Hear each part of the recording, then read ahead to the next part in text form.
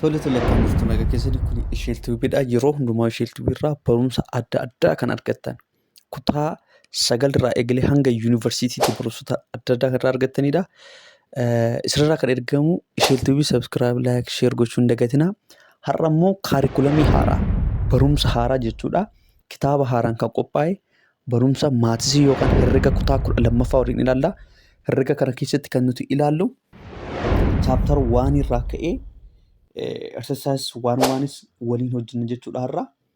Kanaaf nu waliin turuun keessan itti hafuufuu jechuudha. Gaaffii yoo qabaattan gara jiraatti nu barreessaa. Wanta irratti isin hojjechuu qabnu kana kanarratti nu hojjedha. Kan isin waliin turu obboleessi keessan isheetu leenjisuusi. Gara barumsa keenya har'aatti ceenaa jechuudha. Barumsi keenya har'aa maatisii kutaa 12ffaa kaarikulamii haaraa within what? A new course with a new curriculum kan jedhu kanarratti maatisii sequence and series kan jedhu waliin ilaalla jechuudha. What is sequence? What is series? What's the difference between them? What's their similarity? Kanneen kan hundumaa waliin ilaalla. Gara discussion isaatti ceenee sana booda exercise waliin hojjenna jechuudha. Yeroo tokko activitiin brainstorm yookaan immoo gaaffii itti aanuuf nama qopheessu waan ta'eef activity kana ilaallee mi'a dabarru sequence jalatti kan jiru kana jechuudha. Activity kun maalidha? Sequences people want to plant trees in certain pattern in the green area of community like 20 planted in the first. Firstiin keenya maal ta'e? 20 plant in the first row, 34 plant in the second row, and 48 plant in the third row, and so on. Okay, how many trees people will plant in the fifth and sixth row? Kaasumarraa maal gochuu dandeenya? First row 20 dha, second row maal goona difference isaanii barbaanna. 34 minus 20 means what? Equal 14. Asirratti 14 dha 34.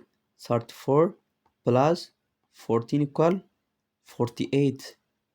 Okay, 48 plus 14 equal 12, 150, 62.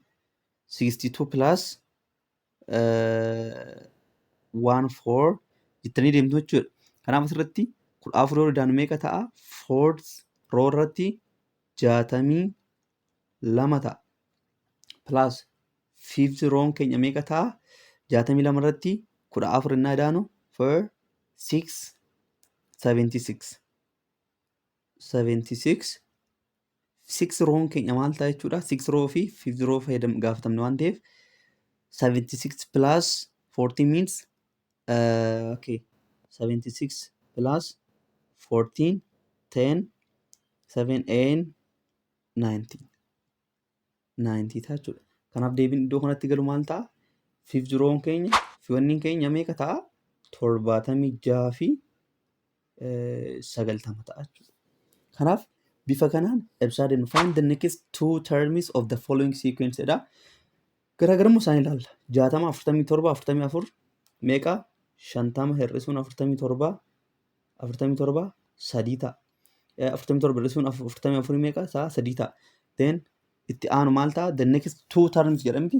Two termiin kana jechuun 44 irraa 3 hir'isuun maal? 41 irraa 3 hir'isuun maal ta'a? 38. Then 38 minus 3 means 35. Jedhee itti fufaa jechuudha. Kun immoo maal jedhaa? 2, 12, 22, 32. What the difference between them? Kana jechuun maal jechuudha? 12 hir'isuu 2 jechuudha. Maal ta'a? 10 ta'a. Kanaaf 10 irratti daanee deemudha jechuudha. 32 then maalidha? 42 then what? 52 then 62 jedhee itti fufaa jechuudha.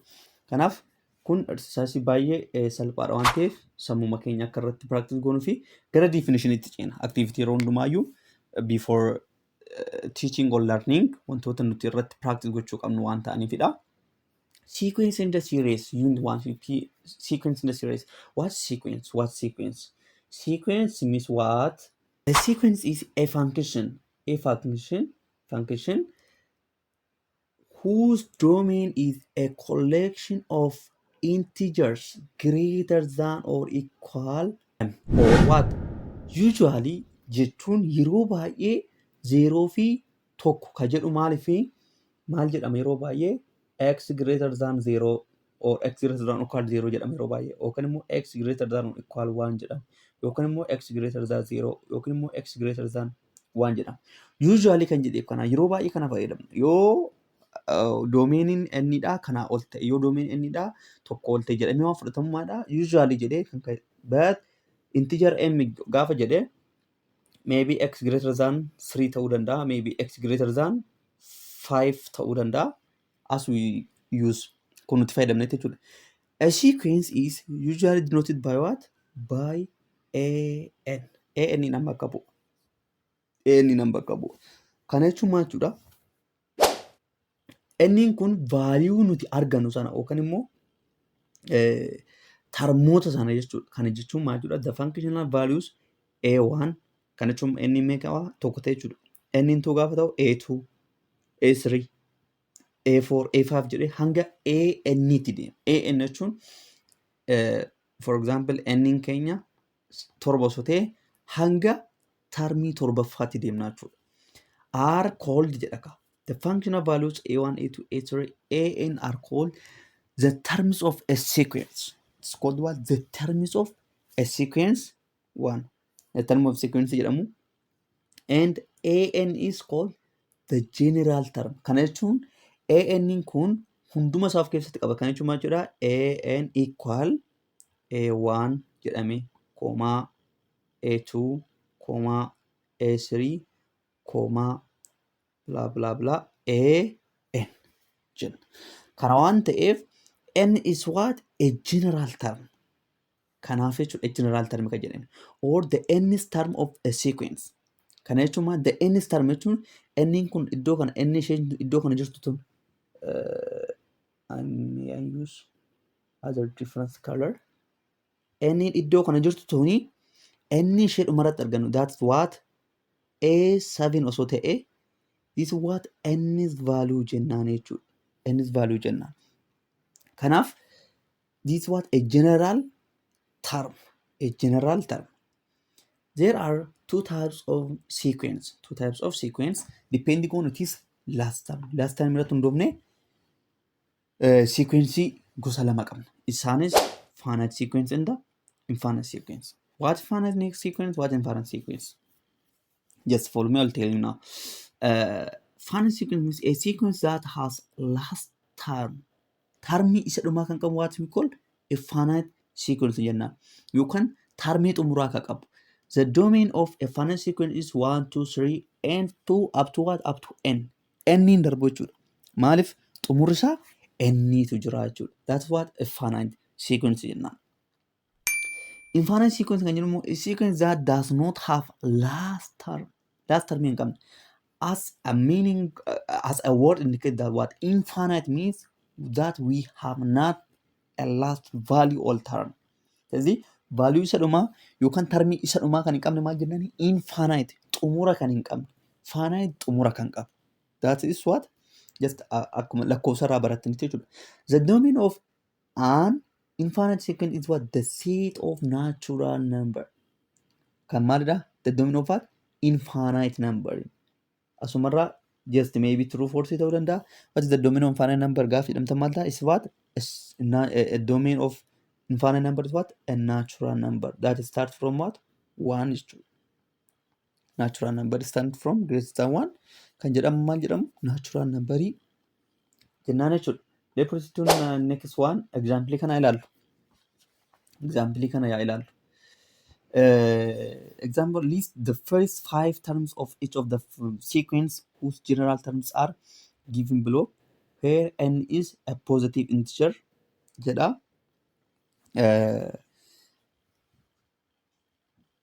Yaa ilaallu. List the first 5 terms. Kana jechuun maal jechuudha? N keenya maal ta'a? A1, A2, A3, A4, A5 barbaadna. A5 barbaadna jechuudha. maaliif first 5 terms waan jedhuuf jechuudha. So sequence of general terms are given below where n is positive integer. Positive integer.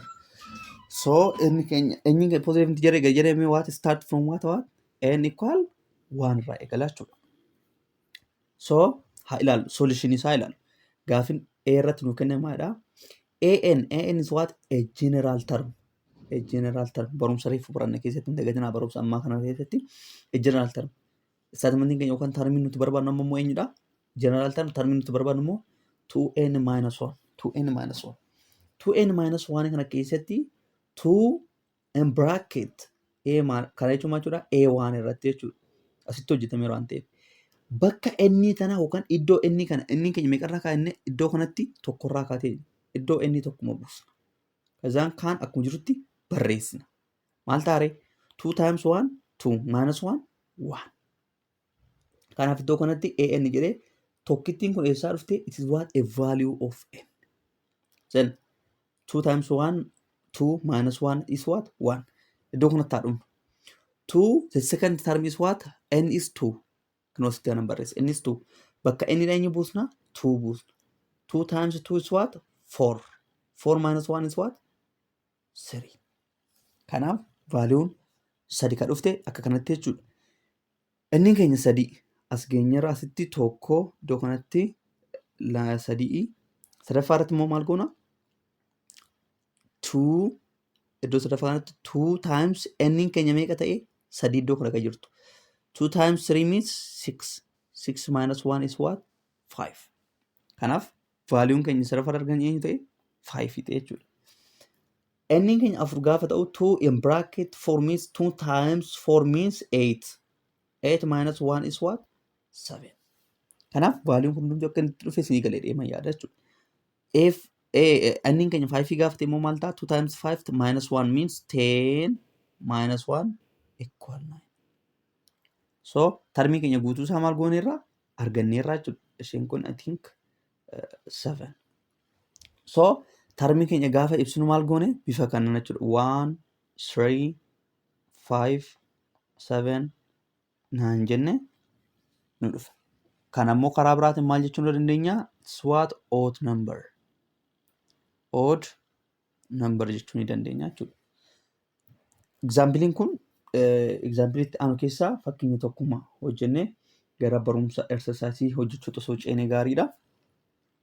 Gaaffii yoo qabaattan ibsa kamirratti gaaffii yoo qabaattan nu barreessuu hin dagatinaa. Asirraa fakkeenya tokko hojjennee dabarra. Ishuma jalqabaa kana hojjennee dabarru. Inni biirra jiru kun maalidha? Inni bifuma reefu sana naaf fudhadhaadha. A1 hin barbaada jalqaba irratti. General term. Equal in bracket minus 1 over 3 the power of iddoo inni meeqa fudhadhee 1 fudhadhe 1 minus 1. This means negative 1 over 3 the whole 0 ማለት kana jechuun maal jechuudha?